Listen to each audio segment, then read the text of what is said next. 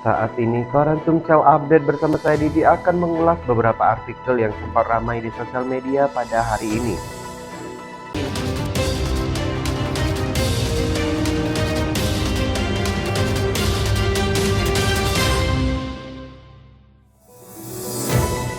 Dikutip dari suara.com, Menteri Koordinator Bidang Kemaritiman dan Investasi Luhut Binsar Panjaitan belak-belakan tidak suka dipanggil Lord karena menyakitkan.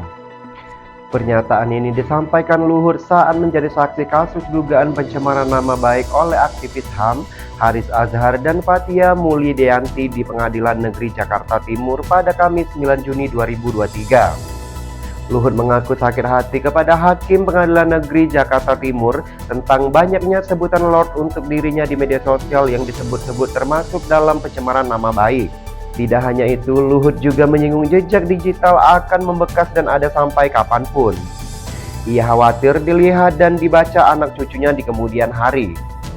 Bagaimana kelanjutannya? Berikut kita saksikan video selengkapnya.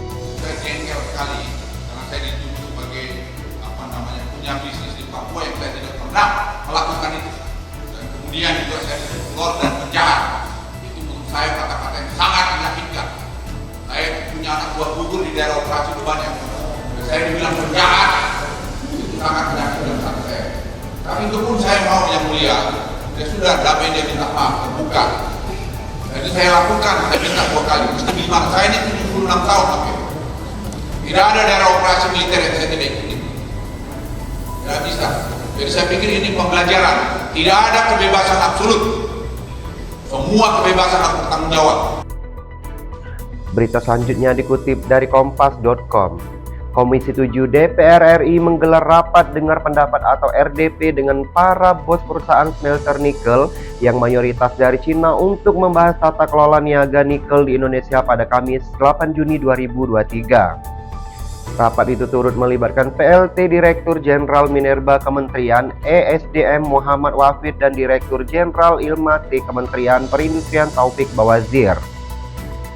Saat rapat dimulai, Wakil Ketua Komisi 7 DPR RI Edi Suparno yang menjadi pimpinan rapat meminta masing-masing bos smelter untuk memperkenalkan diri dan perusahaannya secara singkat.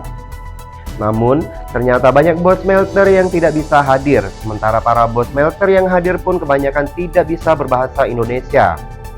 Mendengar penggunaan bahasa asing tersebut, Edi pun memprotes bahwasanya dalam rapat resmi parlemen memang seharusnya menggunakan bahasa Indonesia. Bagaimana kelanjutannya? Berikut kita saksikan video selengkapnya. 谢谢主席。 Selamat siang Pak, ini Dirut dari kita, bersama. Terima kasih atas kesempatannya. Memperkenalkan diri aja, nanti saya kasih kesempatan untuk disampaikan. Nanti Ibu aja langsung menyampaikan, ya, daripada nanti kita buang waktu untuk mendengarkan dan penerjemahannya. Bukan saya tidak menghargai, tetapi memang karena ini banyak dan kita juga menjaga efisiensi waktu. Jadi sudah dihadiri oleh Dirut langsung ya. Betul. Baik, Obsidian Stainless Steel. Good morning. Sorry, this is Hans, Finance Director of BT Obsidian Stainless Steel. Sorry, I cannot speak Bahasa Indonesia. This is an official parliamentary hearing, and all parliamentary hearings are conducted in Bahasa Indonesia. Okay. That is a rule already, yeah. So you will have to be represented by somebody who can speak in Bahasa Indonesia. Berita terakhir dikutip dari kilat.com.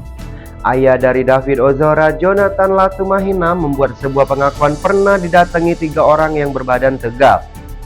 Kejadian tersebut terjadi saat dirinya berada di rumah sakit Medika setelah David Ozora mengalami kejadian penganiayaan.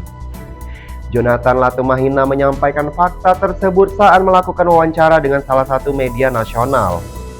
Jonathan Latumahina mengaku ditunggu selama hampir 24 jam oleh 3 orang yang mengaku dari pihak Mario Dandi Satrio.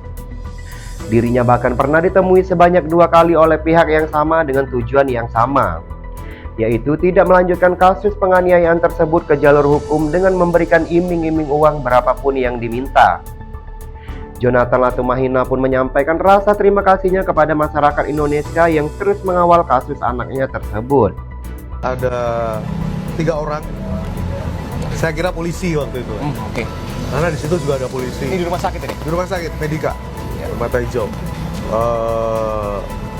Kemudian deketin saya, Pak, saya dari pihak pelaku. Tegap-tegap. Tegap-tegap, orangnya tegap-tegap, ada 3 orang.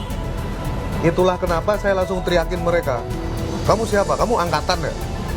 Kalau kamu angkatan, matra apa kamu? Dari mana? Siapa bosmu?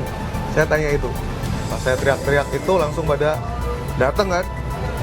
Terus mereka, enggak, saya bukan dari mana-mana, saya hanya mewakili keluarga. Kelihatan bawa senjata misalnya? Enggak. Enggak ya? Enggak. Berapa lama mereka di sana? Itu kejadian malam. kalau nggak salah. Malam hari dia cabut itu sampai pada pas kita pada bikin laporan. Jadi seharian ya. Oh, jadi 24 jam ditungguin terus? Iya, Bang ditungguin. Juli. Jika kalian ingin mendapatkan update informasi bermanfaat dari dalam maupun luar negeri, jangan lupa untuk subscribe dan follow akun sosial media resmi kami. Sebelum mengakhiri ini, ada info penting buat kalian. Sekarang kalian bisa pesan ojek, pesan makanan, atau mau kirim barang melalui online. Bisa banget nih pakai apps dijadikan solusi. Nggak perlu khawatir, pakai apps udah paling bener buat solusi hemat dengan harga yang pas dan cocok banget buat mahasiswa dan pelajar. Cobain sekarang juga karena pakai apps udah bisa diunduh di Play Store, dapatkan promo potongannya. Sudah murah dikasih potongan pula. Informasi tadi sekaligus menutup jumpa kita pada kali ini. Saya Didi beserta kru yang bertugas pamit undur diri. Terima kasih dan sampai jumpa.